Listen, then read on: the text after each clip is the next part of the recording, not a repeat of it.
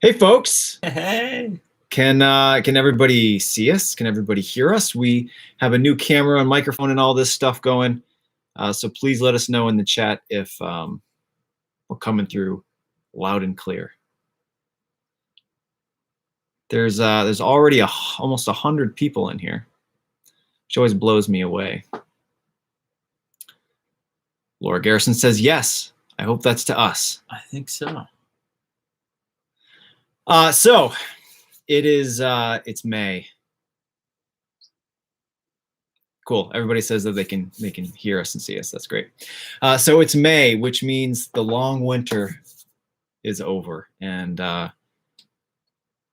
can start posting videos every week again. Well, I've been posting a weekly video, but it's been a vlog every other week. So now it's going to be metal detecting and adventure videos, and the continuation of De Grau. I can't wait to finish De Grau. Well, yes and no. Yeah, it's fun to do. So it's kind of sad to stop, but it needs to be continued and ended. And yeah, it needs to be wrapped up so then we can move on to the next thing. Oh yeah, I'm excited for our next thing too. Yeah, me too. We're just gonna say hey to some people. John, Kathy, Carol, Tony, Shane, Fishbone. Thanks everybody for swinging in and joining us. And for everybody who might be watching this, at a later time that's not live. If you are watching this, there's a special chat window, not the comments below the video, but there's a special window where you can type in and we'll see it real time. And it goes quick, but maybe we'll see it and we'll respond to you guys. I just have a few details, little things to talk about, and then we'll just kind of hang out with you guys and talk and answer questions. So the De Grau stuff, I feel like people may have forgotten about it or think that we abandoned it, but we didn't. It's still going. We've just been kind of, busy winter and a global pandemic, and we have 3 episodes. I think it's probably 2 or 3 episodes left that we just need to film, and then we'll wrap it up. Geez, people are talking about where they're watching from. We've got Cindy from Newport, Washington.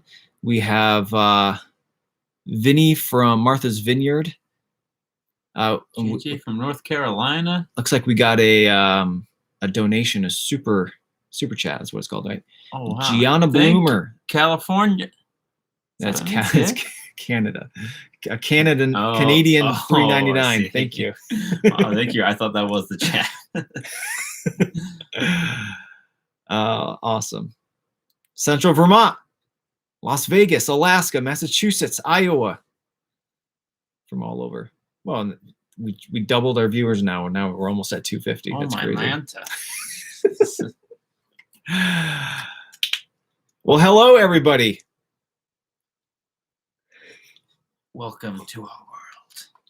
We got the special lights going and everything too. I know, right? Eddie was very impressed when he walked down here. Yeah, now that I see the lights in the frame, yeah, you know what I'm thinking? What's that? Maybe a little too early. Okay. I'm getting some serious Star Wars vibes here. Good side clashing with the dark side a little. Oh, you're on the red side. Is that the bad side? Well, from a certain point of view, I think the Empire aren't really the bad guys, but a lot of people want to argue about it. I don't know if anyone wants to get into it right now. It's pretty early in the night, but Yeah, I think it's too early for Star Wars talk. Empire did nothing wrong. That's it. It's bad leadership, But they're the keepers of peace and justice in the galaxy. All right, I'll stop my rant. Thank you. But yeah, for De Grau, like I said, a lot of people have maybe even forgotten about it or assumed that we abandoned it. But we have taken a little bit of a break from it. But this is the year where we're going to wrap it up. The last episode kind of ended on a cliffhanger where a gentleman emailed us and said that he knew where the treasure was and he's going to give us directions on how to get there. And we had an interview with him. We interviewed him via Skype, and we have the location. So we're going to go there to where he told us and see if it's there. And then if it's not, we have a few other things planned. He seems credible. I think he'll be there. And we'll see. And the whole point of the DeGrau series was to kind of tell the story of the myth, and also the adventures of the other people that have searched for it over the many years that it's been in existence. And the dowsing was part of that, and a lot of people took issue with the dowsing because it's hocus pocus or whatever, which I also believe, but people before us did it, and I thought it was an interesting story, so we did it. We gave it a try. I thought it was a cool look into it for the treasure hunting application, not so much the witchy side. So I'm never going to actually do dowsing on my own looking for actual things, but to tell the story of the dowsing in the context of the DeGrau treasure, I thought that it was fun to do. Tyler James, what's up? Is that the Tyler from Bone? Oh yeah, it's Tyler from Instagram. Yeah, that's right. We're hanging out with Tyler at Bone. That was fun. So anyway, so we have like 2 or 3 more episodes, kind of, again, exploring the different avenues that people before us took in order to find the treasure, which, nobody found it using those avenues, but I think that it's interesting enough that we'll cover those things. Not yet. They haven't found it. That's right. So anyway, so if you've been waiting for new DeGrau episodes, they're coming. Beth Whitney says, how was Bone? Bone was fun. Bone 28. It's a week long. We only went one of the days, and we camped out the night after, and then we went and hung out with the guys of All Metal Militia in New Hampshire the following day. We spent a whole day metal detecting with them, and it was a ton of fun. I actually found, I'm not going to spoil the video. The video is coming up next week, next Friday. But I found some pretty cool stuff. Old silver coin at Bone. Not planted. The field that we were in was not planted. So, I mean, not seeded with stuff. It was all natural stuff. So it was a good find too. There wasn't a lot of silver coming out that day, as far as I know. So, holy smokes, Tony super chatted $25. No message attached. Just out of the kindness of his heart. Thank you, wow, Tony. Thank you. Norma asks, when will Bone be on? Friday? This a week from today, that video will be posted. And since every other week I was posting these vlogs of just like my family stuff and kind of updates and my little projects that I've been going on, the vlogs will be like midweek, just like whenever I make one, it'll just happen kind of midweek. And so like maybe Wednesday or Tuesday or Wednesday, I have a vlog of behind the scenes of the Bone, our camping, and we went on a little tiny mini adventure the next morning. And there was like an awards ceremony at Bone, and we got a couple little awards. So all that stuff will be in a few days from now. Tyler sent another super chat. I have always wished I was able to time travel and go back to see what it was like back in the 18th, 19th century, to be able to go back and see that stuff you find in use. I can write down the GPS pings on all of them. Go back. I think he meant back in time to the 19th century. Yeah, that's what I mean. Get the GPS ping and go back in 21st century. Like after we make a time machine? Yeah. Oh, I see. Sharon Hart sends $4.99. Thank you, Sharon. This is all very unnecessary, guys. We appreciate it, but we're just here to hang out and chat.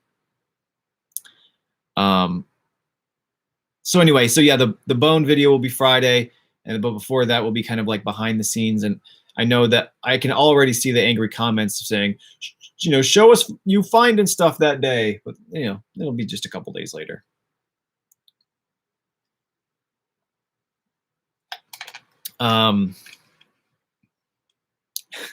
Sonny asks how the chickens are doing. If you don't watch the vlogs, you may not know. I got chickens. I got five chickens, and we have an escapee. One of them, just one of them, escapes like daily, and we see it like all around the neighborhood. Today it was a panic. Anyway, we'll get her under control.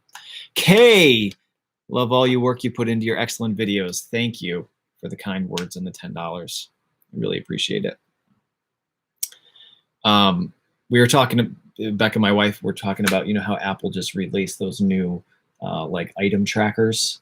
I don't know if you've seen this little thing. I live under a rock. Well, you can, you know, you'll link it up with your phone and you can find wherever the thing is. We're like, we should just make like chicken necklaces. Yeah, And then we can just get him on our GPS. We're like, oh yeah, he's over here. that'd be awesome. She's over here. I'm always behind on that. I'm still on like iOS 11. So JD, formerly of Variety, it says, hey, awesome to catch you guys live. Thanks for joining us. thank you. Bill sends $5. Love the channel. Thank you for the kind Thank words. VT Redneck asks how the Vault of DeGrau is coming. After the stream, you can scroll back because we just talked about it for, you know, basically the whole first 10 minutes we talked about. Spark Notes, work in progress. Yes, it's coming. Still happening.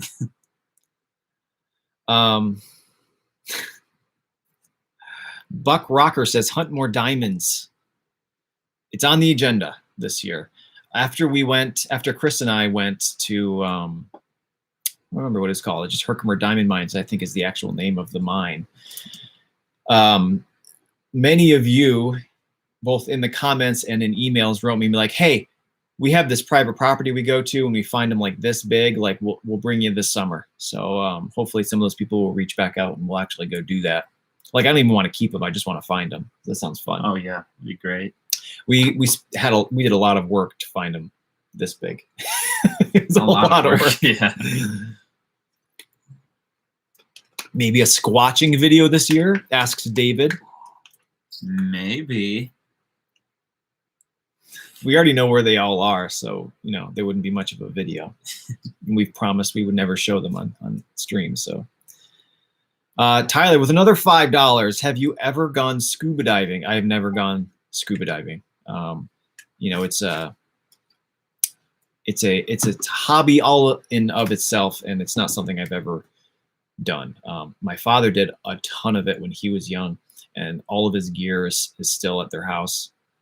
But I went snorkeling, but it's, you know, it's like a whole nother skill set that you need to know, and it's not on my to-do list right now.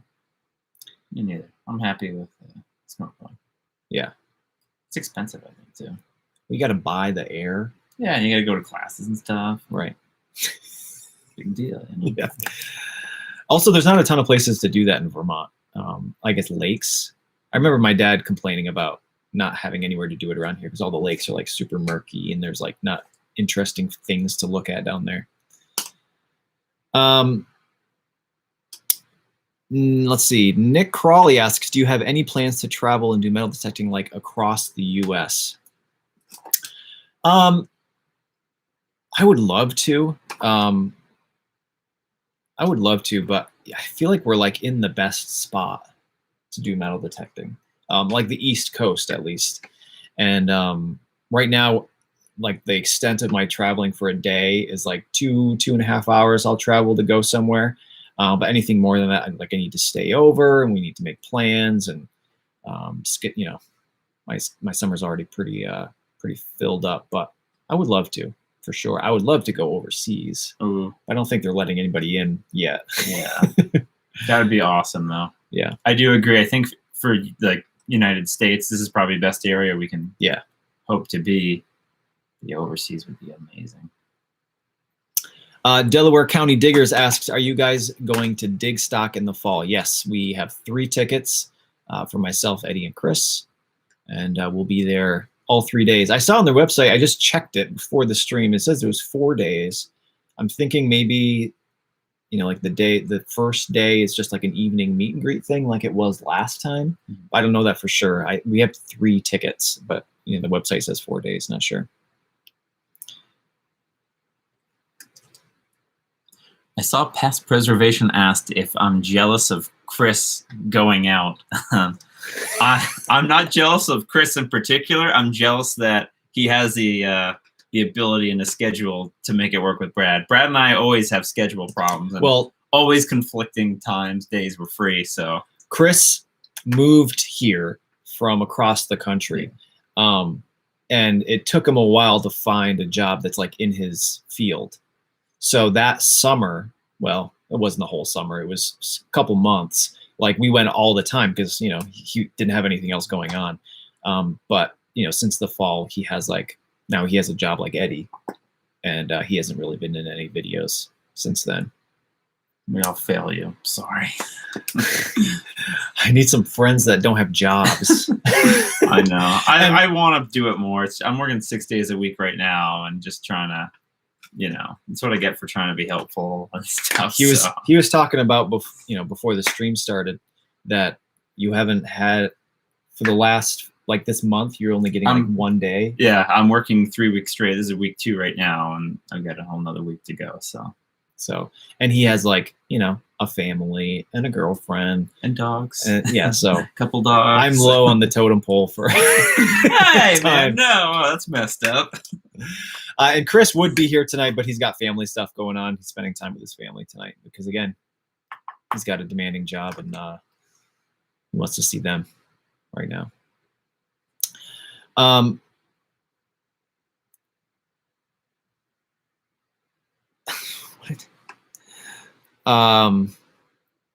What states have you metal detected in? Not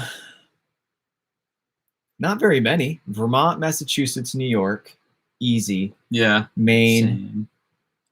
And I guess that's it. I did in Florida once. I tried it. I'm not much of a beach detectorist, but I was on vacation. Figured I'd bring my machine. It wasn't as exciting as I thought, though. It was a lot of aluminum trash, and maybe I'm just not doing it right. Or I think that it's just hard. You have to. It's like a whole skill subset for metal detecting the beach. You need to know when to go and where to go and have the right machine. I just showed up and like, yeah, that's what I do too. And, you know. Tyler sent another $5 and says, Eddie, did you ever figure out why your detector was going crazy at Bone? I know. Why don't you share? I'm too ashamed. There was some dirt in the plug. Yeah. Well, the coil. Well, I took it out and I just blew it out real quick, got it on, secured it real nice, and yeah, it was fine. Last year, Bone is a springtime thing. It was in the fall last year because of the pandemic. Oh gosh, it's gonna get more embarrassing. And Eddie pulls his machine out the first day in the morning, and the unit it's dangling by the wire from broke off. The control box fell off. Yeah, it just snapped off. I'm like, what? It's a common problem with the AT Pros. Yeah, those two little posts break off and the thing just dangles. So you used. I had the Apex. The Apex, yeah. Thank goodness I had that. It got me through the hunt. And so this Bone in the springtime, I write him a message like a week before. I'm like, hey, buddy, did you fix that metal detector? He hadn't yet. It's working on it. Yeah. I got it. I 3D printed a nice little brace to go on the back, and Eddie is like a master 3D printer now. He can, you tell him you want something, and he just like prints it. It's kind of a big deal. Living in the future. Yeah, I know. Detecting Our Past asks, Brad, is that a new hat? Do you like it? Oh my gosh, it is, isn't it? Look at that. This is not wear yet. I have a dirty secret.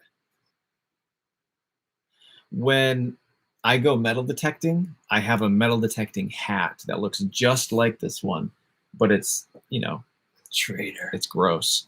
And then I have this hat, which is like my day-to-day. It's like and then I have a third hat, which is like my tuxedo hat, which I wear to fancy places.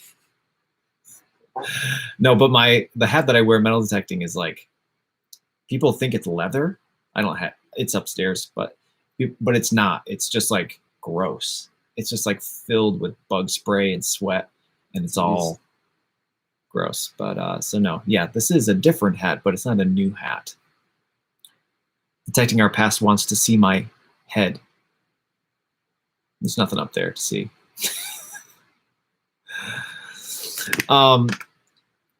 So we're gonna give stuff away today. And so where do I start? This vlog that I'll be posting in a few days, it contains all of the behind the scenes stuff of Bone. And also my family received a package from a wonderful lady named Liz. And she owns a engraving business. I think she has probably a laser engraver amongst other things.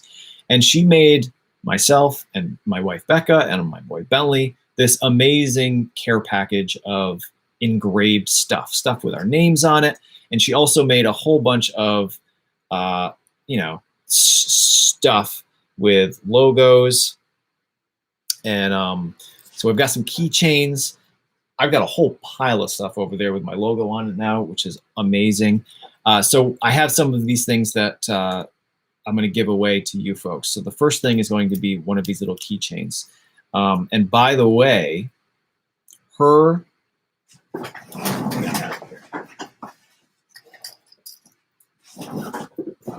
Etsy store is Scars for Strength. You can find it on Etsy. You can actually, if you're not watching this on your phone, you could probably scan that and it'll bring you right to our Etsy store. And you can use a coupon code, which is GMMD21, and you'll get 15% off everything. Whoa. And she actually does like custom engraving. So if you have your own YouTube channel and you want some cool swag, she's your place to go. So also I wanted to show you this because this thing is incredible. It's pretty mind-blowing. I'm not going to give this away. This is mine. This is like a keychain, right? And let me clear all the notifications off my phone here. And what you do is you walk up to somebody and you say, hey, check this out. You put it up to their phone and a little thing pops up and it goes right to my YouTube channel. This thing does that. You put it on the phone and it goes burp, burp, and it goes right to the YouTube channel. Crazy. So if you're chatting with somebody, I guess you could put anything on one of these, right? You could. I would imagine, yeah. Like a probably any URL. business card or something. And you just bop it on the phone and it brings up the webpage. So anyway, oh, there's Liz Rogers right there. Thank you. Thank you. So go to her Etsy store, use the coupon code, help out a small business, and we're going to give one of these keychains away right now. So it's my lap drum. I liked it. There was no Chris drum roll. It wasn't, yeah. But it was all right. I am jealous of Chris's ability to produce beats on drums. Yeah. By the way, I haven't seen Chris enough to even work on our album that we've been working on. Like since the last time we filmed for the vlog, I haven't seen him or enough to do that. Anyway, so if you're new to the live streams, this is how it works. Oh, Uncle Ninja Rates show. So Chris is in the chat right now. Uncle Ninja Rates is his username. So you can say hi to him. He just had his He's sending us beats. It was actually flagged as spam, so I had to make it go through. There he is. Everybody say hi to Chris. And thank you S Duff 001 for the $4.99 super chat. I appreciate it. All right, so we're gonna give this away. So if you're new to the live streams giveaways, we're gonna read, like a trivia question that pertains to our past videos to kind of, give a leg up to people who've been subscribed for a while. And you answer in the chat right here, not the comment section underneath the video, but in the live stream chat. And just the first person that we see is going to be the winner. It's not fair because I know that things kind of get flipped up and, people get put below others. I don't know how YouTube does it, but just the first person we see. It's the most fair way we can do it. And you'll win a keychain. So here is the first question. Chris, in the chat, drum roll, please.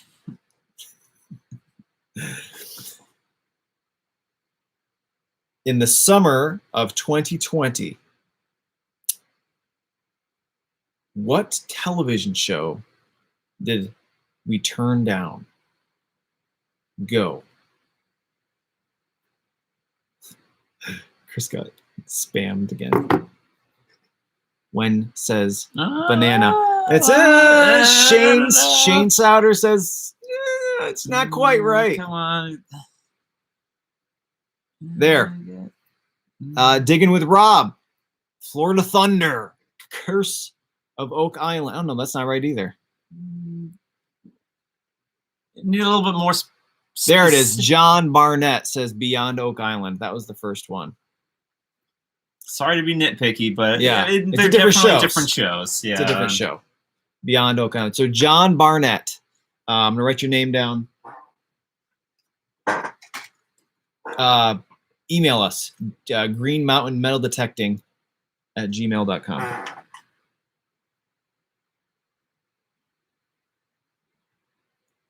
And we'll send you a keychain, a wooden keychain made by Scars for Strength. Liz. So, yeah, so we turned down that television show. It wasn't Oak Island, though. And I felt like I was very clear about that in the vlog where I talked about this. It was Beyond Oak Island, which is a different show. It's like a spin-off show. They follow like local treasure hunters. Yeah. And they would have they would have sent like a production team, I guess, and camera people and followed Eddie and I around looking for the treasure that we are having planned after DeGrau. And you know, we're doing this, like we hope to do lots of different treasures local to here. And it seemed like they were really looking for people that were like fanatical about one particular, like people who have been searching for something for their entire lifetime. Right, yeah. And that's not really what we are. We're just, you know, having fun, making videos, looking for treasure. Like we watched a few episodes and the people, it didn't seem like the people on season 1 of that show were what we were. Yeah, I don't think we were fit. No. Jeremy sends a $5 super chat and says, "Can you say hello to my grandma Norma? She is a huge fan and has been watching for a long time. Keep up the great content." Wow. Thanks, Norma. Jeremy. Hello. Hi, Norma. Thank you for watching for a long time. We appreciate your viewership and we're glad that you enjoy the videos.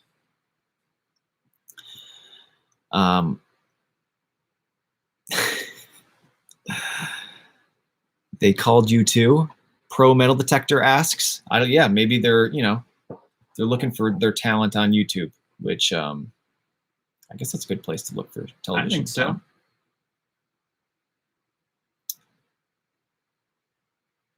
Tim asks, was that the show that was looking for Confederate gold? I have no idea. I don't actually have cable, so I've only watched like clips on YouTube of that show, and I've actually only seen half of one episode of Oak Island, and that's all I could watch before I turned it off. It's just not my thing. I don't have cable either. No, we're millennials.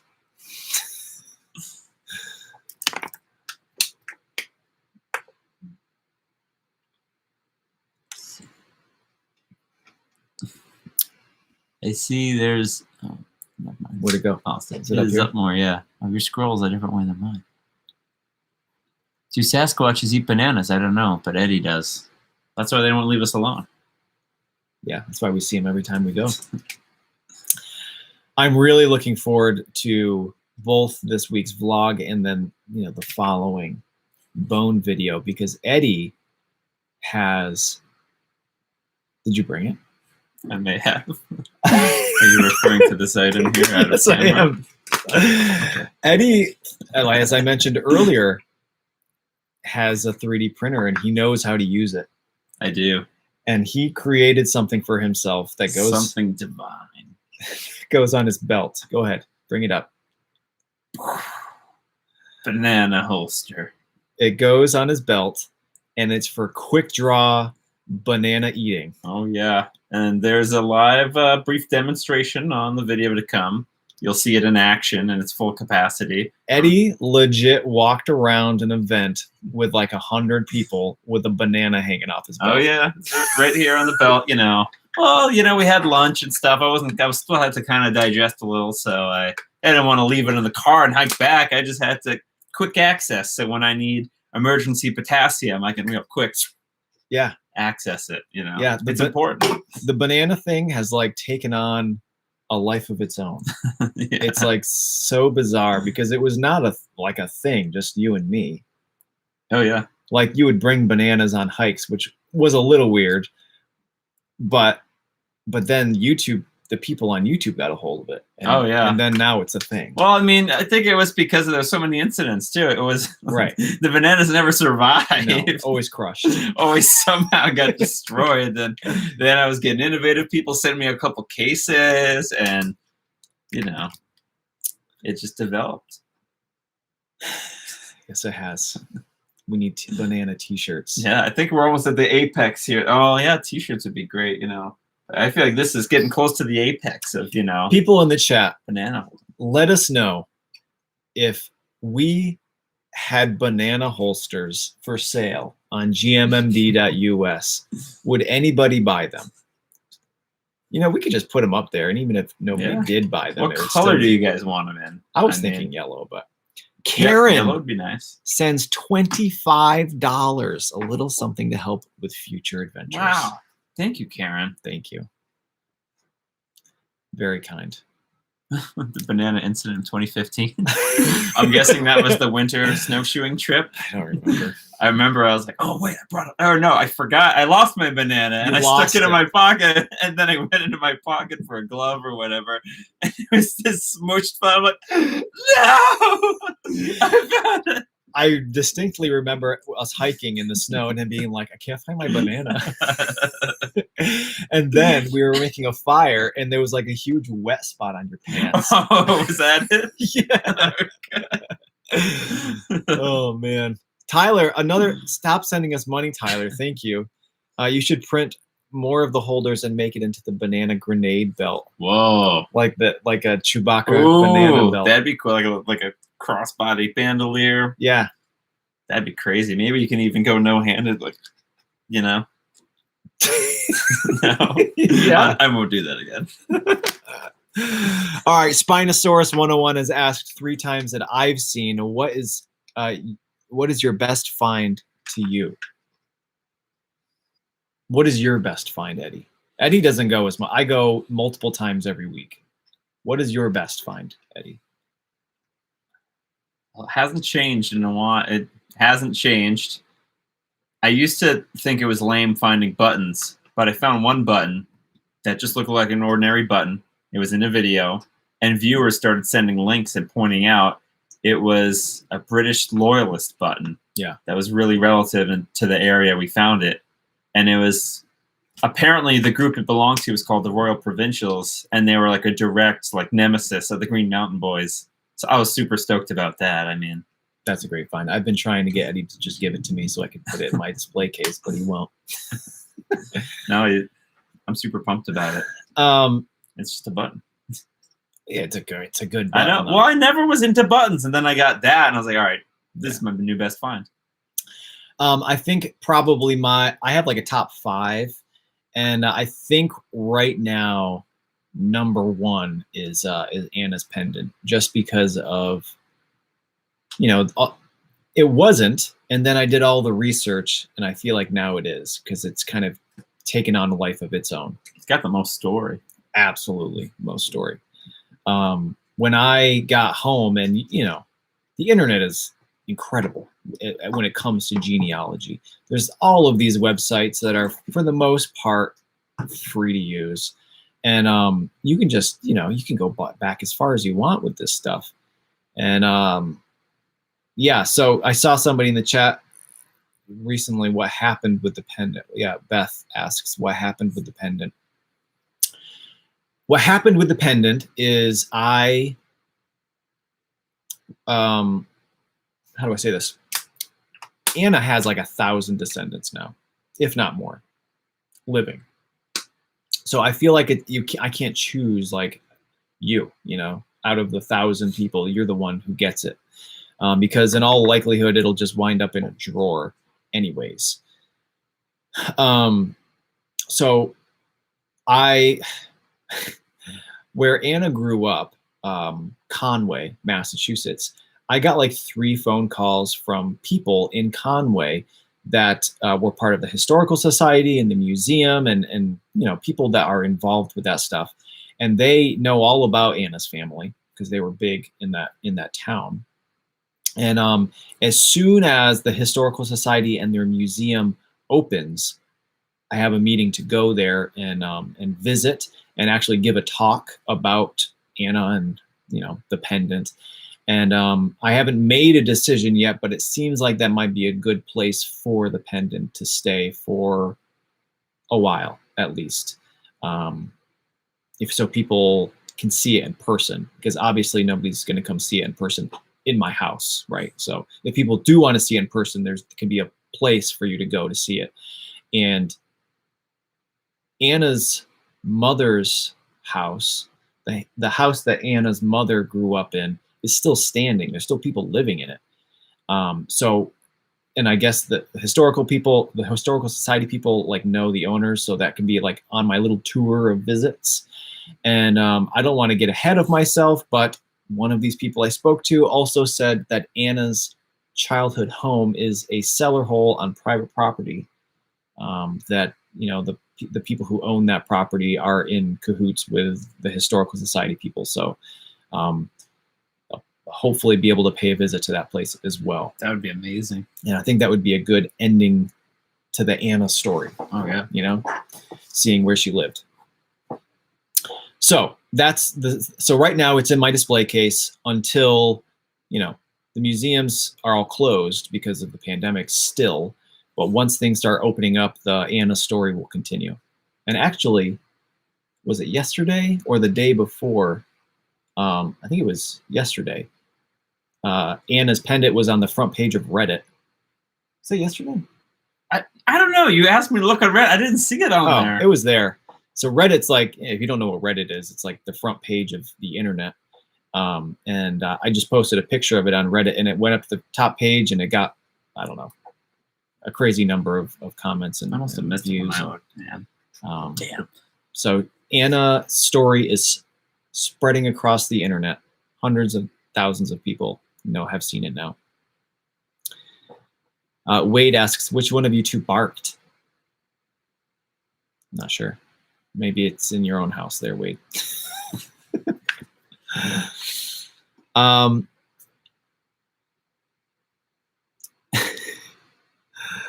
So anyway, that's Ralph asks, ever find Spanish gold? As a matter of fact, I have. Ashley asks, what's your Reddit name? I don't even know. I'd have to go back and look. If you go to the metal detecting subreddit, you'd be able to find some posts by me. I post there quite often.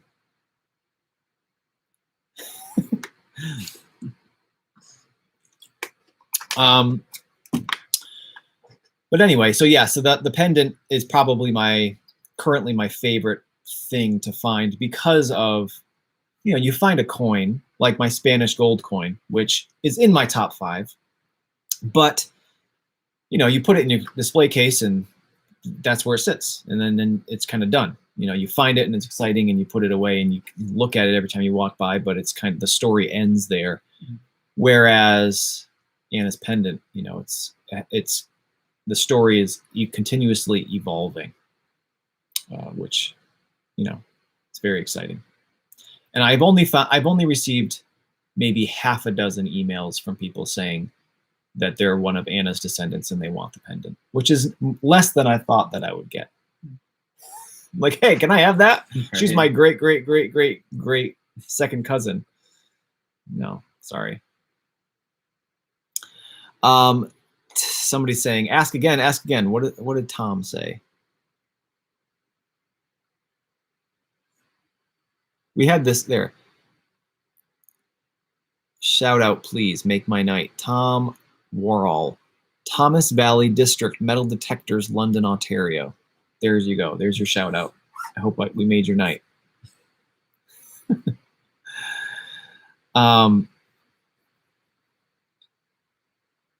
Oh yeah, so Ron says, hey guys, a couple of videos ago you were talking about some old papers you found in a wallet. Curious about those being so close to my last name on them. Chapin, yeah, there were Chapins on there. Yeah, those were a gift from a subscriber. He found the wallet. I don't really know the details of that story, but he somehow came in possession of these from an old wallet in the 1970s. He sent them to me, and they are promissory notes from the late 1700s, early 1800s. I don't know if you saw these even yet. You told me about them. Yeah. Colonial IOUs. Yes, exactly right. That's as good as money.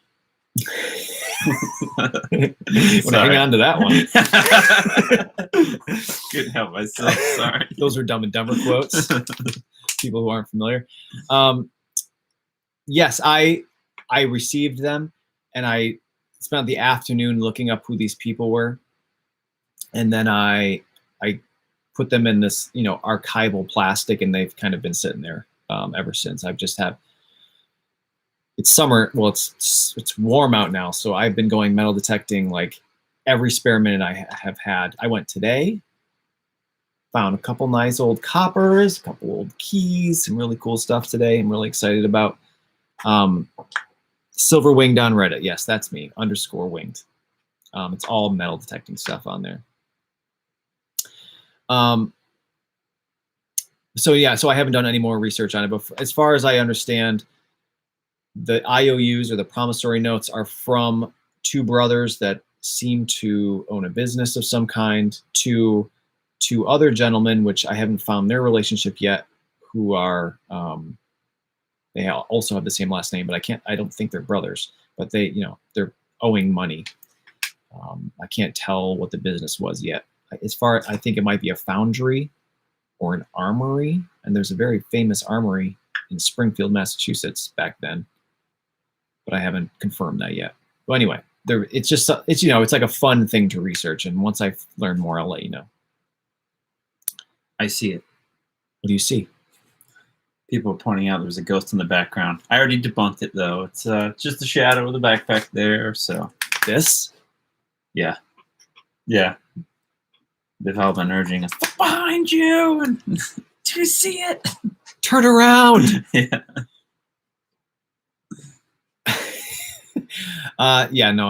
It's in my backpack. It's actually all still full of all the stuff I found today, probably. Who is easier to hike with, Eddie or Chris? Well, I take a lot of snack breaks. And I have weird snacks. Who is easier to hike with? I remember we had to stop because I brought hard-boiled eggs at the time, and I had to unshell it, kind of. And that's true. I eventually started doing it on the move. But, Eddie can't unshell and walk at the same time. It's very difficult, You put your hand or something, I don't know. Pro metal detector, yes. Ghost behind you. He said it about 10 times now. Yeah, there's no ghosts in this house, I guarantee you. No. It's debunked. I'm a professional. Yes. So anyway, who's the easiest to hike with? I don't know. They're equally slow and take so many breaks and easily distracted.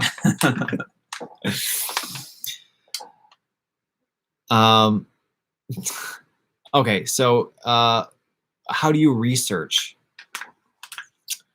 Well, it depends. It depends on the place. It depends on how much research the landowner has done ahead of time. But generally, my go-to places for researching whatever it is I'm researching is Ancestry, FamilySearch.org, newspapers.com. Ancestry and newspapers, I have a subscription. Actually, my mom has Ancestry, and I have newspapers, and we share.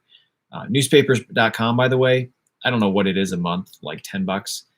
It is the best subscription service for researching that I've ever come across. Like, you just type in a name, and it just automatically searches for a date range or whatever you want. All of the newspapers in the United States, England, overseas, it's crazy. And I found a bunch of stuff on Anna just by typing in her name and looking through newspapers.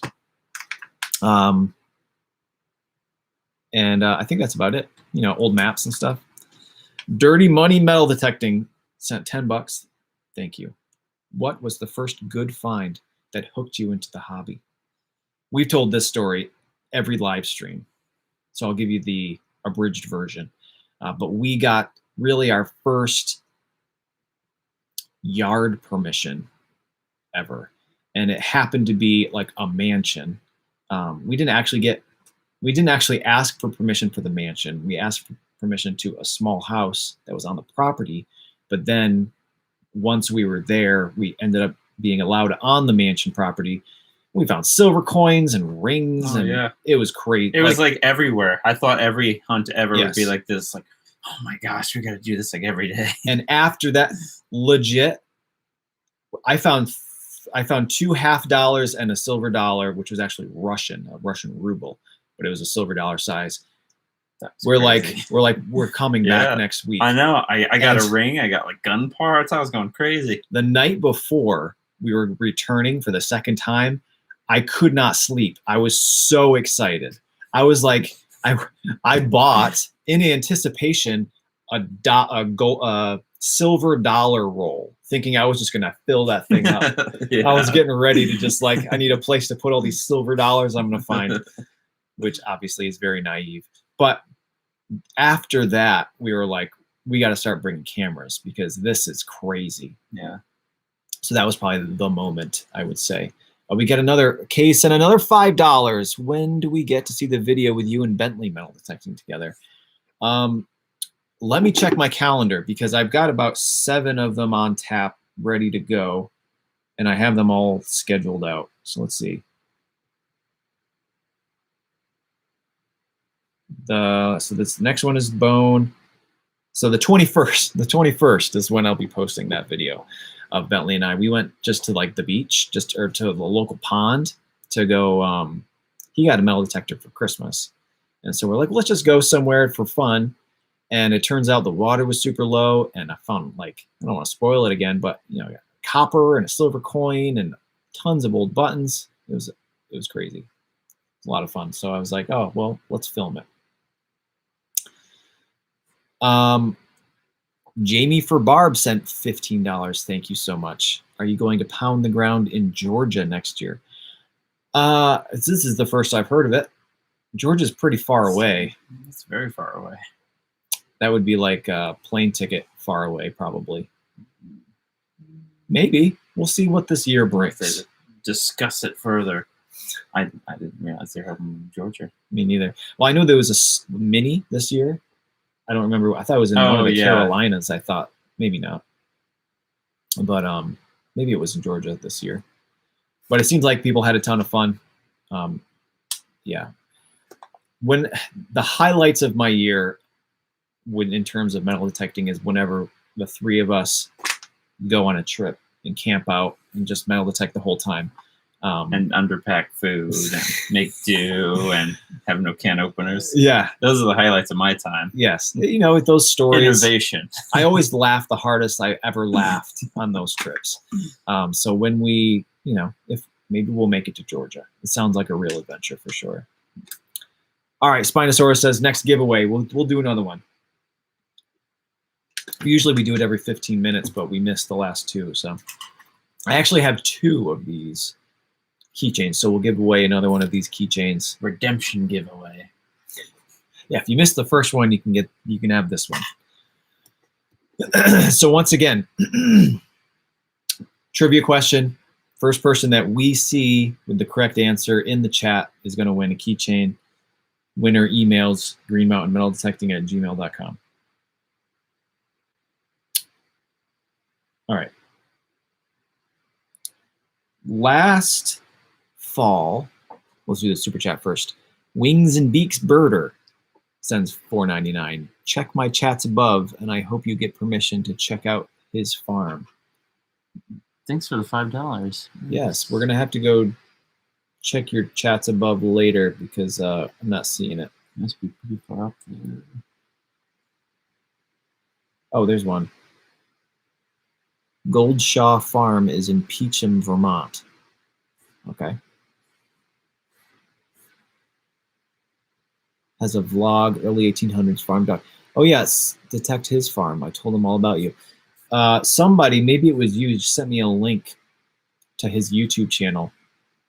And yeah, I mean, I'm not going to reach out to him, but if he's interested in us going up and doing some metal detecting, I'd love to. That'd be awesome. YouTubers helping each other out. Thanks for the $5, by the way. Okay, so we're going to ask a trivia question.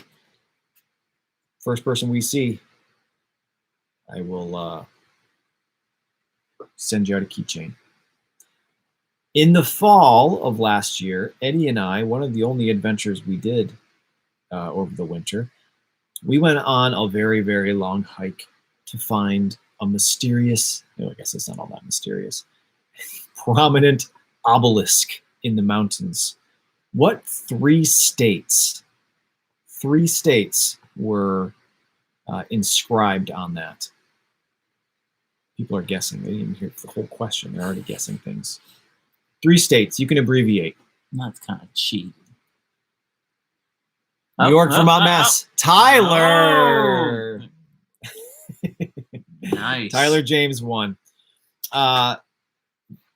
You are right. It was New York, Vermont, Massachusetts. Right in the corner there. Geez, everybody knows that one. Tyler, email me or message me on Instagram and I'll get your address and I'll send you out a keychain. Do you want to tell the full story about that trip? The full story, you mean? We did something. We stooped to a level we've never stooped to before. I mentioned it on the vlog. Oh, you did? Immediately after. So like we went and the video hadn't posted yet and I talked about it a little bit on the vlog, but I was okay not talking about it because I'm a little ashamed. Just a little. So here's the story.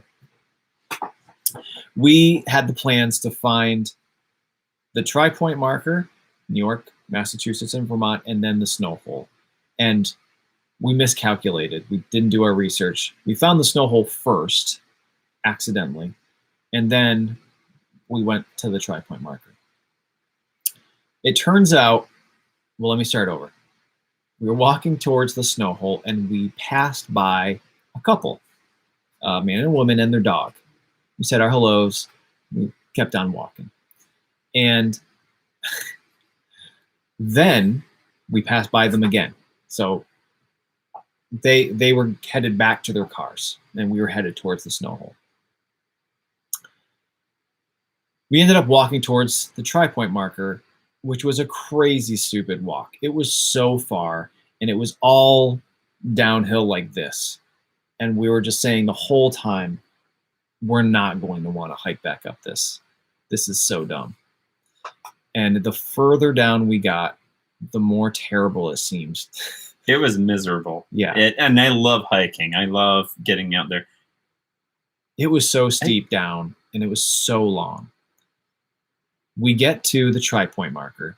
We do the filming. We wrap up the filming, and we're sitting there, and we're like, God, we do not want to hike back up that.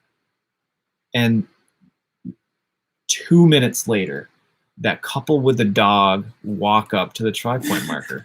I was pissed, honestly. I was like, I don't believe it. That's them. And I was thinking, there's no way they hiked down that trail that we just hiked down. There's no way. And they came up and they say, hey, didn't we see you up by the snow hole? We're like, yeah. Yes, you did. They're like, how did you get here? And we're like, well, we hiked down all of these logging trails. We're like, how did you get here? Like, oh, we drove here. Yeah, we just drove over, parked, and it's like 10 minutes out. So they walked. Oh, that sounds great. They walked to the snow hole, walked back to their car, drove the, 20-minute, 15-minute drive. At least, yeah. Around the mountain, parked, hiked in to the Tri-Point marker. And they had a nice little brisk walk in, and we're just like just finishing up our little shoot of it. And what's funny is I knew the path that they walked in on because I scoped it out like years ago, how to get to the Tri-Point marker, because I've been wanting to go there for a long time. And so I scoped it out and I drove by where everybody in all the forums and everybody talked about parking, and there were giant private property, no parking signs. And I said to them, I said, did you park? They're like, oh yeah, we just parked there and we just walked in. I'm like, oh, well, okay. So anyway, we asked them from, how to get out, and they told us, and then we hiked out and we called Eddie's dad and he came and picked us up. Yeah. Shameful, but yeah. So anyway. Who are you waving to? Christina Rogers, History Saver. Oh, Hey, if you can see this, please wave. I'm a fan. Thank you. just a Thanks for coming tonight. I'm in town.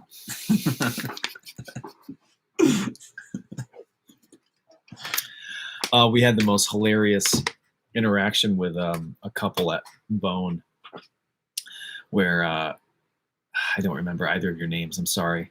But the gentleman came up and was saying how his girlfriend wore makeup just to see Eddie. Oh, yes. Yeah.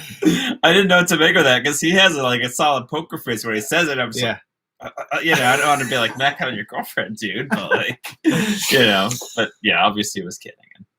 And then he calls her hair out for it in front of her with all of us. Made it super awkward. It was funny, though. Oh, it was so funny. Yeah. Oh my gosh. They were up at an event last year too when we saw them. Yeah. They were at Dig Fest, I think, or something, right? No, I think it was Bone last. Was it Bone? Fall. Yeah. No, they were super cool. They all start to blend together a little bit. I know. But... Hi from Germany. What time is it in Germany? Manuel? Probably Manuel. John says, I wear makeup for Eddie. Oh, thank you. Oh, man. Michigan Mud Digger says, I'm sure you could have stolen her away if you had your banana holster on. He definitely did have his banana holster on. Oh, yeah. Hilarious. All right, what else did I want to talk about tonight? It's already been an hour, but we usually go a little past. Actually, that was everything. The pendant, we'll talk about DeGraw stuff, talk about the event, the Bone 28 that we went to, and then Digstock, which is in the fall that we're going to be at. Tyler, thank you for your $2 to let me know that you sent me an Instagram message. I got it. Thank you. Yeah, so in the fall, we're going to Digstock, which is in Chazy. I still haven't learned how to pronounce it correctly, but I think it's Chazy. I say it Chazy with a question mark on the end, and no one really corrects me, so. Well, if I say it one way and you say it the other way, then one of us will be right. That's true. So yeah, we'll be up there. What are the dates? October 8th through 11th, but I think that we'll be there the 9th through 11th. I'm not really sure what the deal is with the 8th, but and we're just there as patrons. Not gonna have like a booth or anything. We're just gonna be out there hanging out, metal detecting. We paid for tickets like everybody else, and we're just gonna have fun. And if you happen to be going as well and doing some metal detecting, reach out, say hi. Love to meet you. Kevin asks, how are the chickens? Everybody wants to know about my chickens. They're doing well. They're laying. There was a lot of controversy in the beginning because the chickens are a little old. They're like 3 or 4 years old. Everybody's like, you're not going to get any eggs. But we get 3 to 5 eggs every day. There's 5 chickens, so it's pretty good. Good amount. It's more than enough for, Bentley doesn't eat the eggs because, he sees them coming out of the chicken, not physically coming out of the chickens, but he puts together that they're coming out of the chickens and he doesn't want to eat them. Tyler says another $5. Thank you, Tyler. Wow, you're sending us all of your money. Please don't slow down, man. According to the Digstock website, they say that they will have opportunities for bottle digging and magnet fishing. Perfect. Oh, Brian Hoover just sent the correct way to pronounce Chazy, but it's a bunch of symbols I don't recognize, so that's not going to help me too much.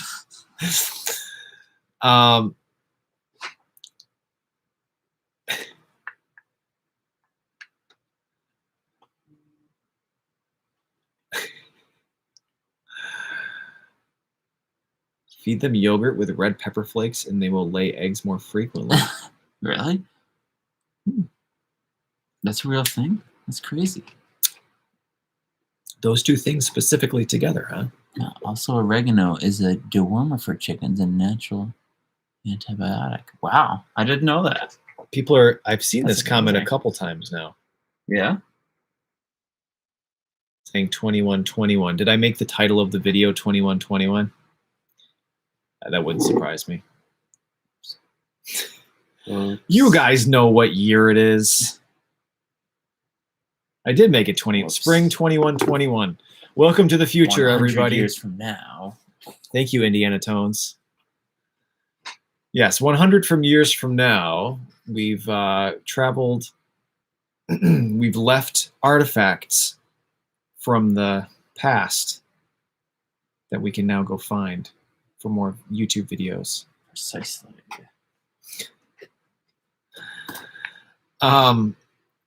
Ralph asks, "How do you clean your coins?" I don't. I just let them. I just brush them off with a toothbrush, and that's about all I do. Mary Stroud sent $15 with no message. Thank you, Mary. Thank you, Mary. You folks are so kind. Appreciate it so much. So my my goal this year, first we're gonna finish up DeGrau. My goal is to try to get so many metal detecting videos recorded that this winter I don't have to post them every other week. I can just post them every week through the winter time. And if I get that far, there's only 13 really more I need to film. So I need to get ahead by 2026. That actually sounds like a lot, but if I'm able to do that, I would love my real goal is to post videos more than once a week. But it's hard to do with the amount of effort I put into them. Tyler, thank you for the donations. I can't get that. Please stop sending us money. It's pronounced Chazy, not Chazy. Okay. Chazy. I think, but you said Chazy. I did. And I said Shazy. So the question is if it's a hard or a soft ch. We probably just look it up. It doesn't matter. Steel Wool Queen, can you please tell doubled dudes how old you were the first time you guys went metal detecting? They're 8 years old, twin boys. How old were we? I don't know. How long ago was it when we first went out? I mean, we started gold panning in 2013? No. We metal detected our first cellar hole together in 2014. I remember. And before that, we were gold panning.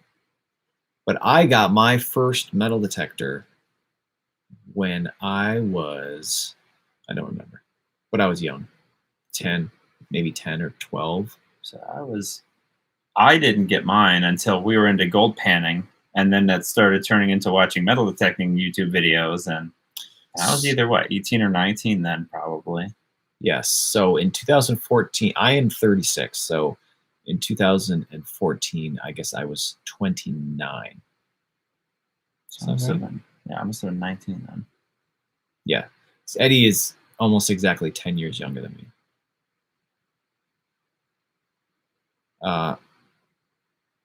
Drink so much water, you're going to float away. Yeah, you got to stay hydrated, S. Smith. Yeah. Felix sends $10. God bless you guys. Thank you for the donation. We appreciate it. So yeah, I got my first metal detector for Christmas from Santa, probably.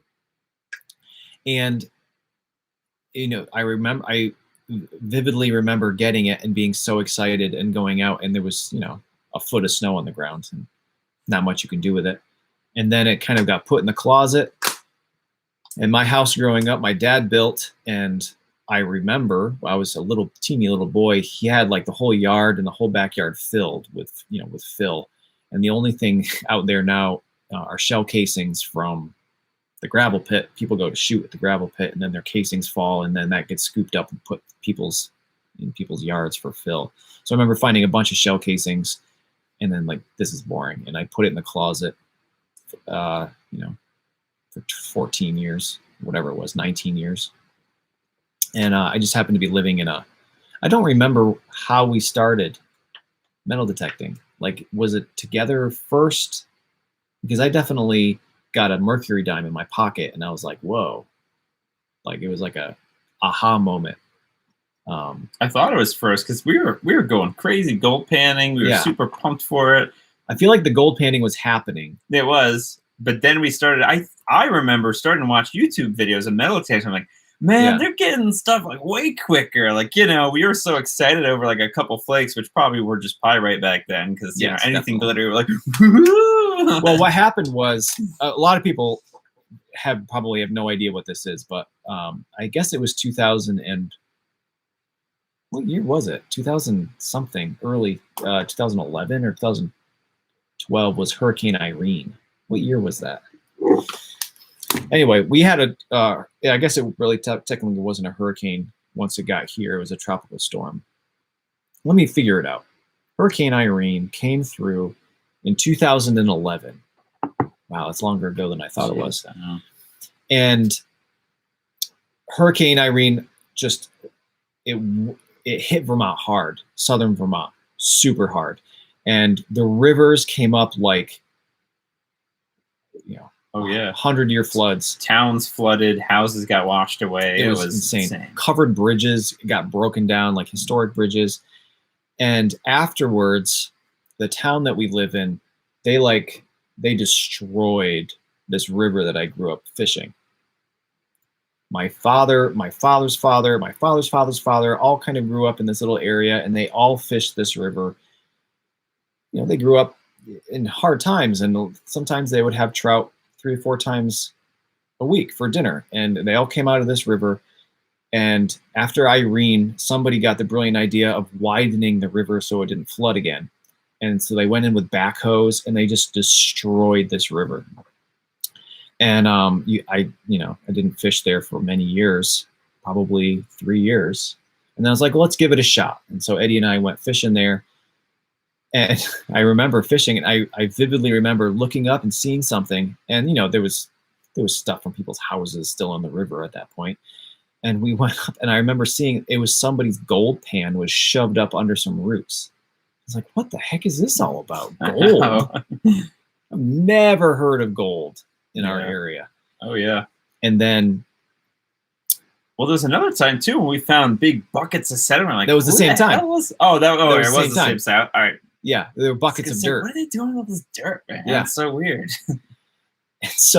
and so I just like look it up, and you see all these like news stories about people going out and gold panning after Irene, the hurricane, because it just like it carved out the inside of these rivers, and all the gold was out on the shore. So people were finding a lot of gold in Vermont.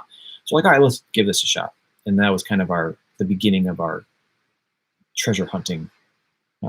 So really, Hurricane 2011, I guess, was the beginning. Start of our journey.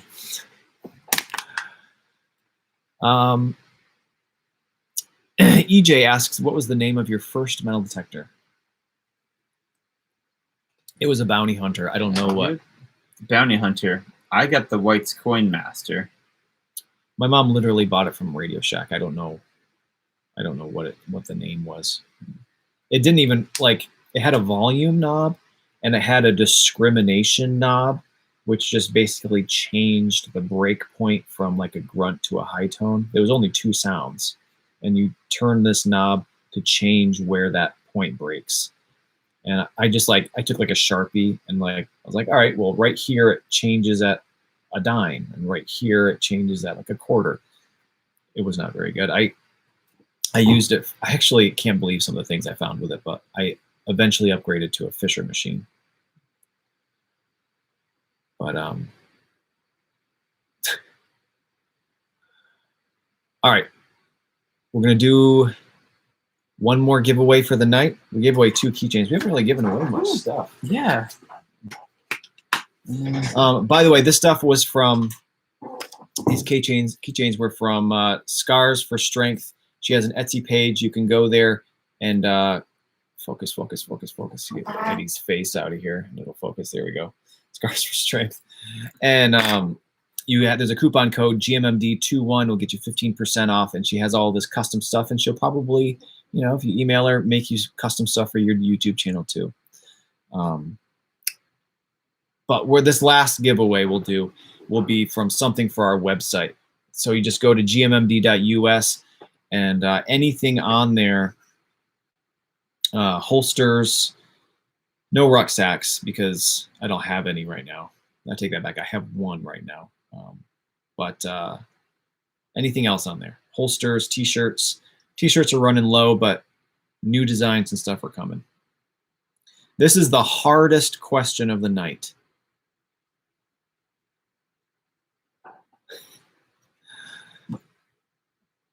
Are we ready? I'm ready. Let's go. This is so dumb.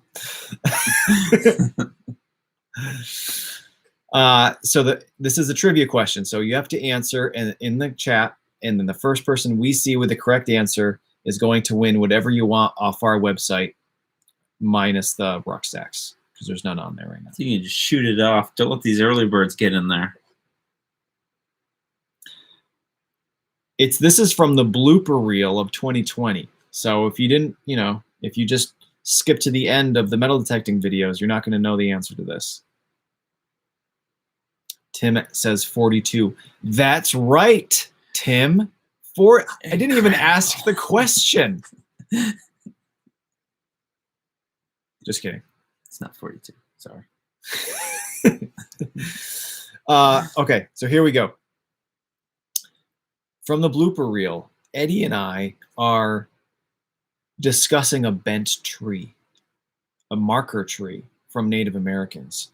And we discuss who taught the Native Americans how to bend trees. Go.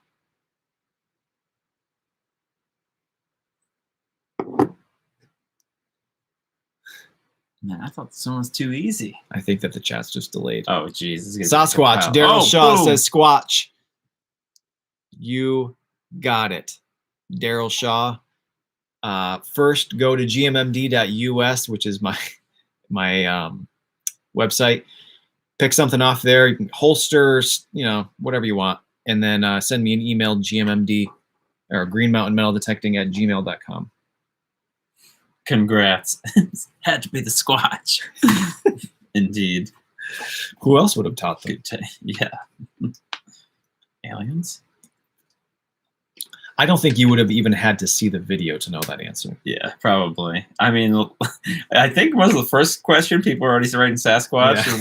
So I was like, all right, don't give them a chance. We can't give anything to the early guessers. Oh man. Yeah, no, that's just we were just fooling around, but it was a funny moment.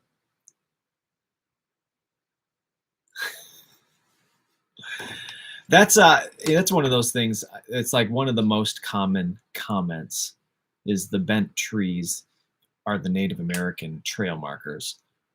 And I don't doubt that they did it, but I don't think we have any trees old enough in these parts to have been bent by Native Americans. Yeah, most of Vermont's pretty young. Yeah, I think the trees. Yeah, they was all clear cut many times. C. Gleason says, you'll never see Bigfoot because you're always looking down, I assume. Bet they've seen y'all, wondering what y'all are doing, swinging those sticks back and forth. LOL. No, we talk to them all the time. Give them high fives, Christmas cards. We're just respectful. We don't film them, like as they ask. No, Brad's not married to my sister. What? I don't know. Are you married to Eddie's sister? No, I'm not. How did you reach that? How did you know Eddie has a sister? That's an even better question, actually. Yeah. How do you know Eddie's girlfriend isn't my sister?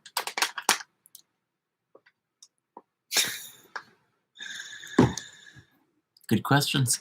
A lot of questions here. A bunch of people are saying good night. Good night, folks. We'll stick Night. around for maybe another 15 minutes. Joke around. Steel Wool Queen says the problem isn't video equipment. The problem is Bigfoot is naturally blurry. He's a great cameraman, though. Yes, occasionally he will. He does all the nature shots, the close-ups, and he's great with a GoPro. Oh yeah. Why did so many people play harmonicas? You sure find a lot of them. Sue Tharp says. I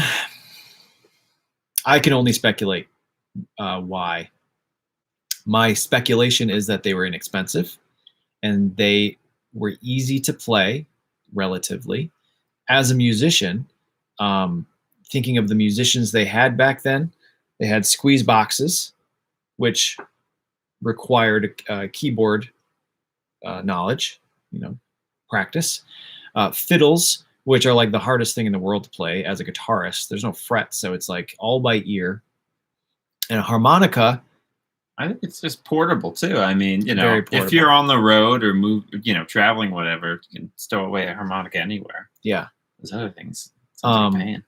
So for folks who are not musically inclined, a fiddle or a violin, there's a fret like on a guitar, makes it so that as long as you put your finger in this little box, it's the right note. On a fiddle, you don't have that. It's incredibly hard to play. And a harmonica is much like a guitar, except it's all notes typically in one key. So like no matter where you blow in it, it's going to sound good. So they were relatively easy to play. They were loud. They were cheap. So a lot of people had them. And they were kind of like the new thing after 1870 or whatever. It was like kind of a cool thing. Everybody was buying them. So the more I look at that shadow back behind us, Yeah. the less I think it's a ghost, and the more I think it's one of those big tiki heads on. In my head, I said Easter Island, but it's not Easter Island, right? No, it's Easter Island. Is it Easter Island? The big heads? Yeah. They actually have bodies. Oh, it Did is you know Easter that? Island. I got confused. The bodies are underground. Did you know that? Yeah, I did actually. And actually, what was that? I was watching a show once about there's a ton of discarded ones. You know that? Ones that were like a little imperfect. They just rolled down a hill and left it. Yeah, they really did. And someone found them. Like, what is all these? Amanda Bronson says, can you please say hi to Hayden? Hello, Hayden. Hi, Hayden. Welcome to the stream. Can put it in your pocket. Yeah, you could take it anywhere. And that's a lot like the jaw harps too, except the jaw harps, there's, from what I understand, you hum notes. It's more of a vocal ability than it is just kind of blowing in something to make the right notes. But that was also portable. I think Bigfoot probably has better things to do than sitting around watching us dig. They've got to build all of those, X's and the treepees that they do all day, every day. Like, how do they get anything done building all of those teepees? They're everywhere too. And, the X's on the ground that they do, it's like, how do they find food making so many teepees and X's? It's like they don't have time to sit around watching us dig holes. There's so many everywhere too. What do you think they are? Like little porta potties along the way, Probably civilized, Well, they're interdimensional, so. It's true. Probably do that in the next dimension over. Harmonicas were invented in the early 1800s, so they were a relatively new instrument, which probably made a popular, says Greg Duncan. Interesting. I didn't know that they were that old. I had always heard post 1860. Big heads on Easter Island are called moai. Moai? I don't think we pronounced that right. Moai? Moai. Yeah. Tom Burdett says jaw harps are also called juice harps. I've actually done some etymology on this because I try to be correct when I say things in videos.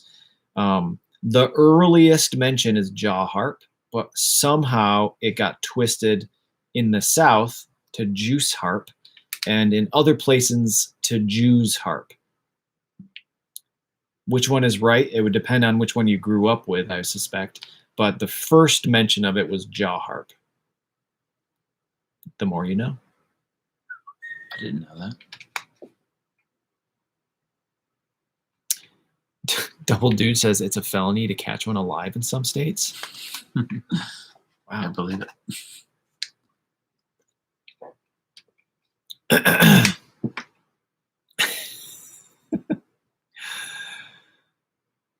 Oh man. So yeah, so the Bigfoot thing. We make a lot of jokes about Bigfoot, and I know some people, at least, that watch these videos are serious as a heart attack about Bigfoot, and we're not trying to make light of you folks at all. We just we have fun joking about Bigfoot because neither of us have ever actually seen a Bigfoot or encountered one or known anybody to encounter one. But we do have our own Vermont myth. It's hooting bears. I thought you were going to say champ, but I could do a champ. Hooting bears. Yeah, that's right. That's a good one, actually. Tyler James says, according to the internet, the harmonica was invented 1822. Interesting. I remember when we were talking about hooting bears, you once told me, you tell that to my father, he's going to punch you square in the face. Let's tell the whole hooting bear story. I've Yeah. wanted to make a video out of the hooting bears for years now. I grew up with a father who was a great outdoorsman. His father before him was a great outdoorsman. Both sides of my family are all outdoorsmen. I grew up that way. And every single person I know Bear hooting in the woods out there. believes bears hoot. They make a hooting sound, typically at night. And then so Eddie and I were chatting. Do you remember the conversation? I don't remember how it started, I don't remember how it started either. but somehow hooting bears came up, and I said, "Oh, you know, bears don't actually hoot." He's like, "Shut up!" I was like, "No, really." Now, to give some context, I was probably in my mid-20s, so you were probably like 16. No, you were in college. I was in you college. Were you were yeah. 18 or maybe 19. 18 or 19. Okay. Something like that. So I'm like, and you grew up in New Jersey? No. Long Island. Long Island. Okay. And then moved to Vermont. Right. So so he says bears don't hoot, and I go, okay. But by the way, I had still heard since I moved up here, because I wasn't into, there's no outdoor recreation or anything in Long Island, Right. But I got into it a lot up here, and I had also heard You'd heard bears that. definitely hoot. That was just Okay. a fact. So you say that your ecology teacher yes, says, he's telling this to me, that bears don't hoot. And I said, she's probably never been in the woods a day in her life. Like, what does she know? And I probably called her a really mean name. oh yeah. And then I said, yeah, if you said that to my dad, he'd probably punch you in the face. And then I go home and I say to my dad, do you know what Eddie said today? Eddie said that bears don't hoot. And my dad, yeah, they said that in Field and Stream years ago. And blah, blah, blah, blah, blah. Anyway. Bunch of morons. Dagologist asks what's happening here. We're talking about hooting bears, obviously. So for the first time in my life, I was in my mid-20s, late 20s. I Google. I'm angry at this point. I'm going to prove Eddie's ecology teacher so wrong. Do bears hoot? Search. And the first, it was a common question. It was an autofill, apparently. And it brought me to bears.org, the authority on bears. And it had its own little page. There's a very common myth in southern Vermont that black bears make a hooting It sound. did say that too. Like, Yes. like There's a some myth reason in- Southern Vermonters, they just think Yeah. that they hoot. And I was like, oh my God, black bears don't hoot. And I sat down with my dad and I said, Dad, I don't know how to tell you this, but apparently black bears don't hoot. And he still didn't believe it. You know, he's like, oh, yeah, I've heard people say that before, but that, you know, they don't know what they're talking about. And I tried as hard as I could to like find YouTube videos, any videos whatsoever of somebody capturing a bear making a hooting sound. I have vivid memories being at a pond at night, the pond up on the mountain that everybody goes to, in the middle of the night and hearing hooting sounds. And then there was like it was a different sound. They were like fighting. And my dad's like, oh, that's a bear hooting at a porcupine or whatever. And I was like, oh yeah, definitely. But I used to hear the same thing. I'd be like, bear going after the chickens, you know, get out there and get lost. And so I make a Facebook post just privately because, you know, my Facebook is just my friends and relatives. Today I learned that black bears don't hoot. And I had cousins and uncles. That's not true. I witnessed it firsthand. Blasphemy! So I wanted for a while to just, you know, make a video walking into like local gun stores and be like, hey guys, can you tell me what sound bears make? And just kind of having a whole bunch of testimonials of like, you know, real down to earth outdoorsmen talking about bears hooting. I think that would just be a great video. An awesome video. So anyway, that's what we have instead of Bigfoot here in the mountains of Vermont. So glad you remember that. That was awesome. I'll never forget it. Jeez. Hi guys, does Eddie still have his name tag from Bone 28? I did keep the name tag. Did keep it. Who asked that? Carrie Conklin. Name tag from Bone 28. We actually make light of the name tags in the video that I haven't posted yet, which is why it took me by surprise with that question. Our name tags were hilarious. Yeah, they were. We talk about it in the video Friday. Can I say it was on mine? Or should I not spoil it? Well, we'll leave it for the video.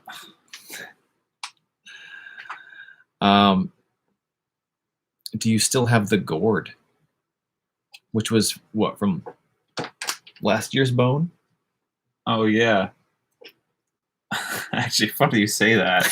I got a little pumpkin, little pumpkin out of there, and it's just been kind of over in my dining room in the corner for really to this day. Yeah, and I was cleaning out some old stuff, and saw it the other day, and it's decaying and really gross, actually. I mean, they don't last forever. I said to my girlfriend, like, "Hey, what's going on? What is this thing over here?" I didn't recognize it at first. It was all black and mushy, and she goes, "Oh, that's that pumpkin you brought home. Check that thing out already." I'm like, oh, yeah, right, yeah. Our house goes very gourd crazy in the fall time, so it got mixed in with all the other gourds we bought, and I'm sure they all got tossed in the compost. Somebody asked, so the gourd. Oh, Steve Robison asks, when can we have a tour of your metal detective museum? I have that in a vlog like months ago. You can go find it. The thumbnail is just like a bunch of stuff, treasures and stuff. So you can go find that. It's not comprehensive. It's just like a really quick pass by a bunch of my stuff, but I made one. Maybe made a video about that. Are you planning to return to the area where you found the Henry Harrison button? Maybe someday. I have a bunch of other places lined up that I'm really excited about, and that day got very slow. So not next week, maybe someday. Dave says drone footage makes the videos much better. Thank you. I appreciate you saying that. I think so too. So here's some spoilers for videos coming up. If folks follow me on Facebook and Instagram, you may have already seen this stuff. But I found earlier was it this week? I found a Luckenbooth brooch, and I can't I can't really show you a picture of it. Maybe I can through my phone. No, probably not. It's this little silver pendant that is a double heart with a crown on top.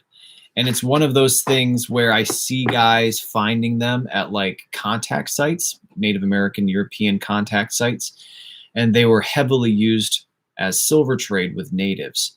And I'm so envious of the guys who are able to metal detect places like that. You find, trade items like, trade axes and trade gun parts and native stuff. And I'm always so envious of that. And I never thought I would find one of these Lucky Booth brooches. I'm pretty sure mine was never used for native trade. It was maybe just a little bit later, but I found one this week. I think it was this week. It's been a long week. Man, so excited. And it was at a place that I've been to 100 times. And I decided this week I was going to like flip logs out of the way, flip rocks out of the way and detect under them. And I found a bunch more stuff. Wow. So anyway, so yeah, the Luckenbooth brooch was like a huge surprise. And I knew what it was as soon as I found it. And I was like, that can't be what it is. And I texted a buddy and I was like, is this what this is? And he's like, yep. I'm like, yes. See, Jasper JJ asked what my favorite find is. We talked about it earlier, but in brief, it was a button. It was a militia, a British loyalist group button. It's the short story of it.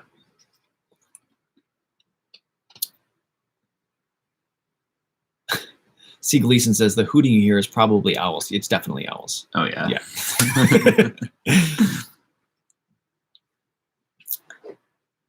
Do you always pack heat when you go detecting? I don't go in the woods without my heat. I don't typically call it heat, but occasionally when it's appropriate, I will not. I don't usually flaunt it or talk about it, but I'll usually have a concealed carry with me in the woods sometimes. Eddie probably has one on him right now. Always. If I can, Tyler James says, did you see my super chat? I guess not, if it doesn't sound like I did. You should make a best find compilation video. Thank you for the $2 again, Tyler. I do one of those every fall. Every fall, best finds for the year. So there's, 5 or 6 of them up there now. Bearcat asks, how long have you two been friends?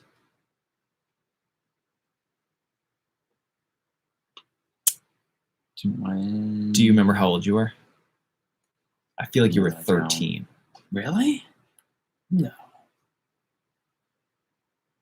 So we've talked about this in every stream too, but I'll mention it again. I, for most of my life, taught music lessons for a living. And when I was in college, my guitar instructor then convinced me to start teaching. So I started teaching guitar in college, and I feel like I was in college when I was teaching you. We don't know. You were young. Remember. You were like 13 or 14, and I must have been 23 or 24. Jeez. And I started. He was my student, and he stuck around for a long time. He took lessons for a long time. Yeah. And then eventually we just started, hanging out outside of the student-teacher relationship. We went fishing a lot. We started by fishing. We got into fishing a lot. Oh, yeah, maybe I was that young, because that was before Irene. We used to hit all those same spots you were way before. Talking. That was 2011. Pre-2011, yeah. Wow. So yeah, it was probably 2006, 2007. Probably. Somewhere around there. A while. He was like a little kid when I first met him. I guess I was too.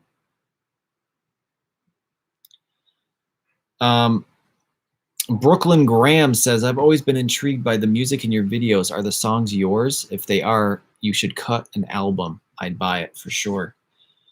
Funny you say that. As a matter of fact. The songs in the videos are mine. And in fact, I did cut an album. It's for sale on the website. It's gmmd.us. There's 20 songs from the videos on volume 1. Volume 2, which is not done, has, I don't know, 10 or 12. And I just need to finish it. I just need to write some more for the videos because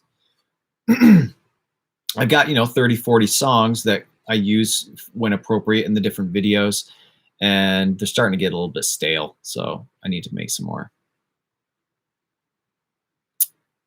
Holly says she has the first album. It's wonderful. I'm glad you enjoy it. It's just, it's Muzak, it's like elevator music. But I'm glad you like it. Muzak? Yeah, that's what it's called. Elevator music. Oh, I didn't realize it had its own name. I always said elevator music. That's called Muzak? Pretty sure. I might have made that up. I like it. I'll keep using that. You ever found any XRP? No, I'm more of a Doge guy. It was XRP. It's a cryptocurrency. It's crypto? Yeah. I'm not familiar with XRP. I don't own any, but that would be sick though if you found somebody's like thumb drive with. There's a guy. I know exactly what you're gonna say. Yeah. He has like a stupid amount of Bitcoin, but he only has like one password attempt left. Yeah, until it all wipes, and he's like selling it off to anyone who can crack it. Oh, really? Oh, that's been trying to sell it. Yeah, that's the move. Yeah. The bottle bug says Muzak is the thing. See, okay. I know what I'm talking about. Tom says good job on the songs. Thank you. Yeah, it's I'm a musician, and when it in the early days, YouTube didn't have like a music library of just free music that you could use, which they do have now. And just if you wanted music in your videos, you had to find it from somewhere. So I was like, I'll just write some. So that's what I did. All right, we're gonna start wrapping this up. There's a lot of jokesters in the chat tonight. We've been hanging pretty steady at 500 people viewing. There's 450 in here now, but it's been ebbing and flowing. And I hope everybody has been enjoying the stream. I'm so excited that it's starting to be warm now, because this winter, while it wasn't the coldest winter, it was certainly the snowiest winter we've had in a very long time. I don't think I metal detected from December until maybe April or late March, which is the longest I think I've ever gone without being able to make metal detecting videos in like 5 years. 2014 started posting videos. Mm-hmm. So what is that? 7 years. It's a long time. Doesn't seem like it should be 7 years, but it's been a long time. So I'm so excited that it's now spring. I've been able to, the last couple weeks, go twice a week and have somewhat success. Like Monday, I found the Luckenbooth brooch. Today, I found a Connecticut copper and Drake bust and some old keys. 2 good trips in 1 week has got me very optimistic for the year. Eddie and I are going to finish DeGrau. It's happening. Keep the faith. In fact, I'm going to hit end stream and we're going to plan a day to drive. Bust open my calendar. To Bristol to go to the point where our friend who emailed us told us where the treasure is. And then if it's not there, we have a couple other things planned. People are still talking about Muzak. Seen a couple variations. When night? Did you find it? I assume he's talking about the DeGrau treasure. What? Did you find it? Oh, not yet. A couple more weeks and yeah, we're closing in. Was Muzak was a commercial company that supplied music to stores. Been around since the 30s. Oh, all right. It's a subscription company. That makes sense. Oh. I forgot. I just lost my train of thought. That's okay. The webpage is gmmd.us,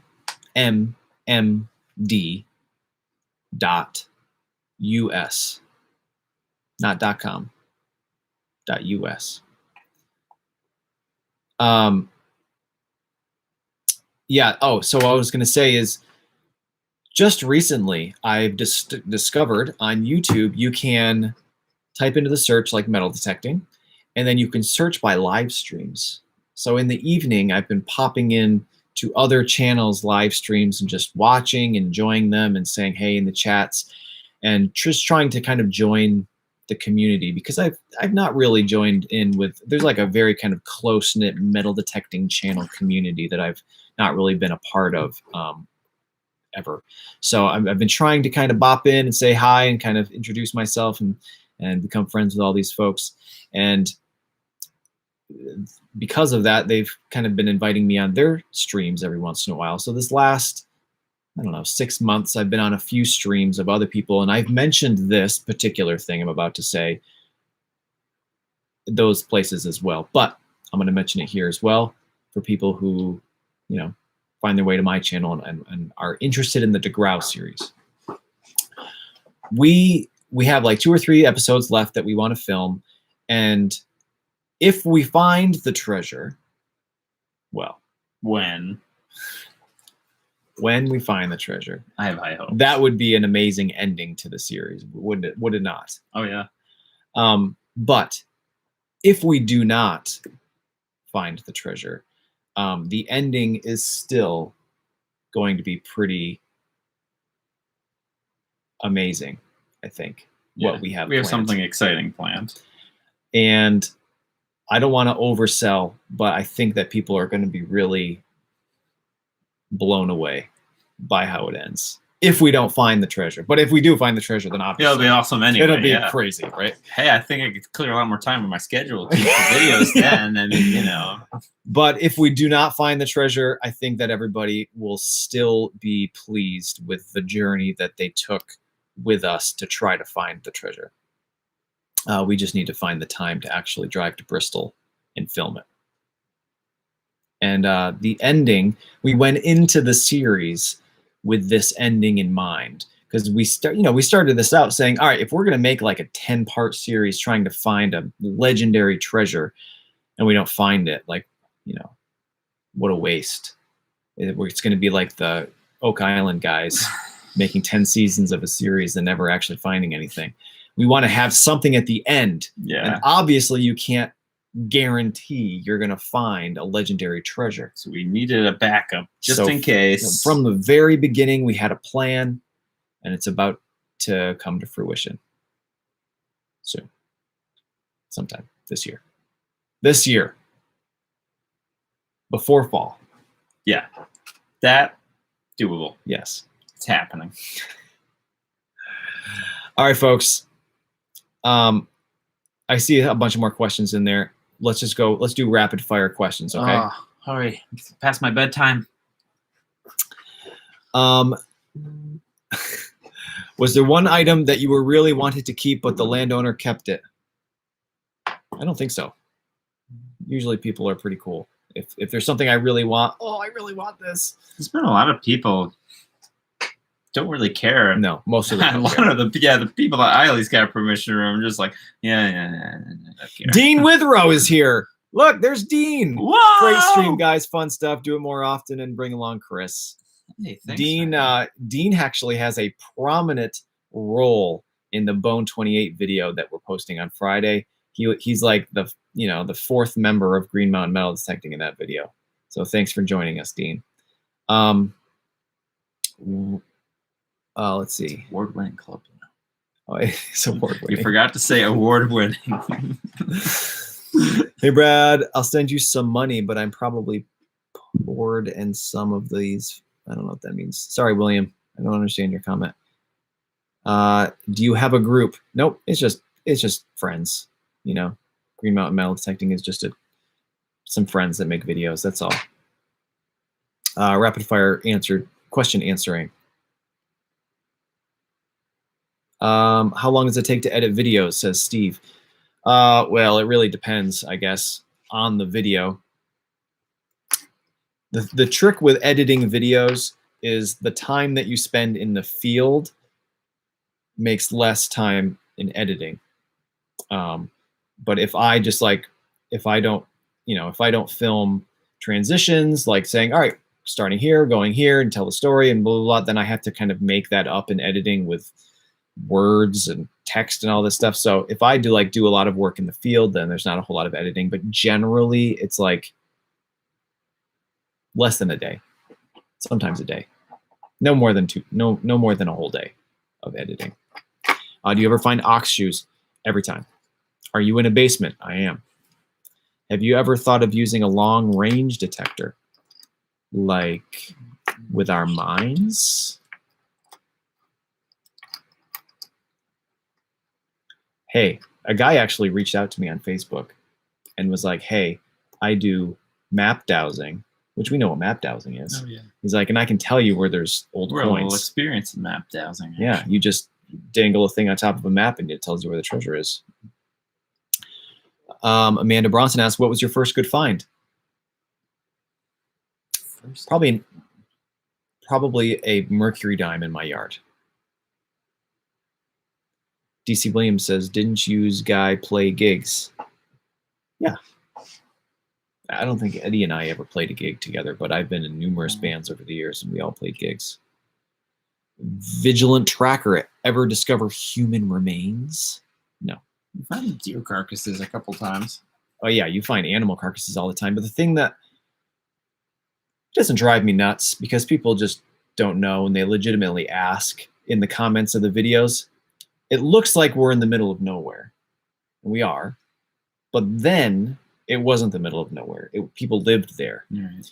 And generally, if somebody died in your yard, you wouldn't leave them there to just sink into the ground. Mm-hmm. You know, like people were buried in graveyards, typically 6 feet down. And no, so I've never found human remains, historic or modern. I've seen things though and be like, oh God, I hope that's not a body. Never has been though. I've heard weird stories too, where, like graveyards, people will steal old headstones and Yes. stuff like that. My fear's always been, we don't know we're in a cemetery, like all the stones are gone or But whatever it the is. metal detectors wouldn't reach Yeah. down that far. Yeah. It would just be disrespectful. It wouldn't be grave robbing. Yeah. There wouldn't be any will intent. I would still be a little weirded. I'd probably just rebury it just to get rid of that bad juju. Yeah.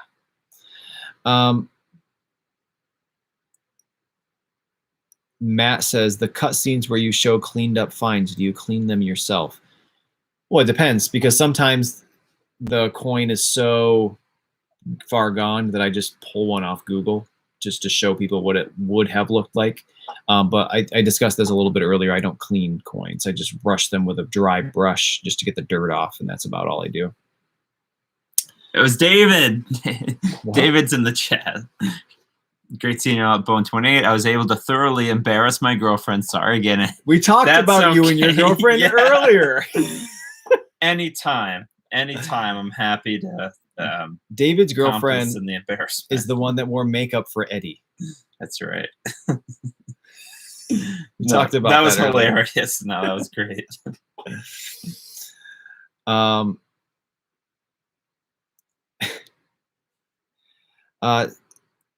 All right, what else? All right, are we done with our rapid fire questions?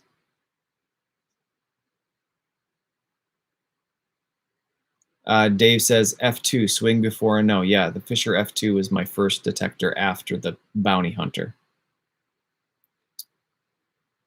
I was so jealous when you had that too. You had numbers. All I had was pictures, and he was like, I got a 72. I don't know what that means. What's a 72? or whatever. All right. What? One last question.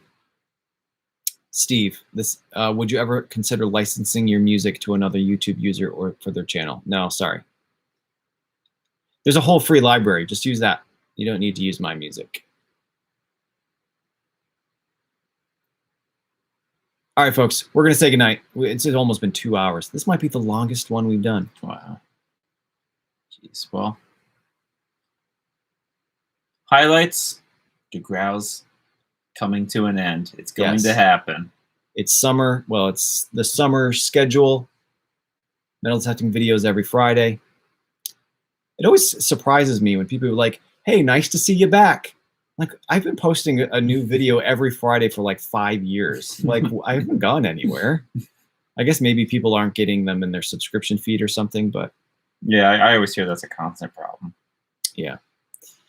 All right, folks. Thank you for joining us. Thank you, everybody, for the super chats. Everybody was super, super generous tonight. We can't thank you enough for that and for the support. There's been constantly 450 to 550 people in here. Just mind-blowing that that many people would want to just listen to us talk.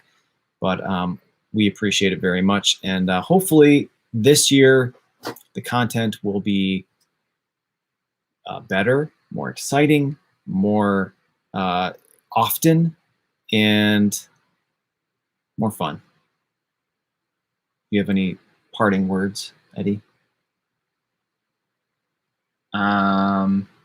Oh, banana holsters coming soon.